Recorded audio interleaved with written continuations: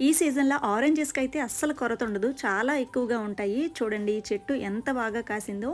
ఈ ఒక్క చెట్టనే కాదు ఇక్కడ ప్రతి చెట్టు కూడా ఇలాగే కాస్తుంది గుత్తులు గుత్తులుగా. ఒక్కొక్క గుత్తికి 5-20 కాయల వరకు కూడా ఉండే గుత్తులు కూడా ఉన్నాయి. చూడండి ఎంత బాగా కాసిందో.